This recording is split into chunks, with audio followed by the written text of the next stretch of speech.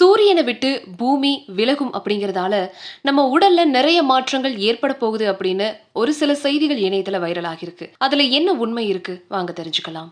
சூரியன் பூமி இடையே நிகழும் அபெலியன் நிகழ்வினால உடல்ல சில ஒவ்வாமை மாற்றங்கள் ஏற்படலாம் அப்படின்னு மருத்துவ நிபுணர்கள் எச்சரிக்கிறாங்க.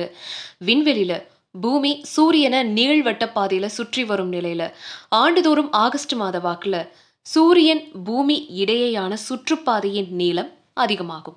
பூமிக்கும் சூரியனுக்கும் இடையேயான தொலைவு சராசரியா 147 மில்லியன் கிலோமீட்டர்கள். இது அபிலியன் நிகழ்வின் போது 152 மில்லியன் கிலோமீட்டரா அதிகமாகுது. இப்படியாக சூரியன் கிட்ட இருந்து மிக தொலைவுக்கு பூமி நகரும் போது பூமியில வெப்பநிலை குறைந்து குளிர் அதிகமாகுது. விஞ்ஞானிகளுடைய கணிப்பின்படி காலையில 5:27 மணிக்கு அபிலியன் நிகழ்வு தொடங்கி ஆகஸ்ட் 22 முடிவடையுது. ஸோ இந்த குறிப்பிட்ட காலகட்டத்தில் கடந்த வருஷத்தை விட கூடுதலா குளிர உணர முடியும் அப்படின்னும் பலருக்கும் சளி காய்ச்சல் ஏற்படலாம் அப்படின்னும் மருத்துவ நிபுணர்கள் சொல்றாங்க. மேலும் தொண்டையில வலி, இருமல், சுவாச கோளாறு ஏற்படலாம். ஸோ ஆரோக்கியமான உணவுகளை எடுத்துக்கிறது அப்படின்னு அட்வைஸ் பண்றாங்க.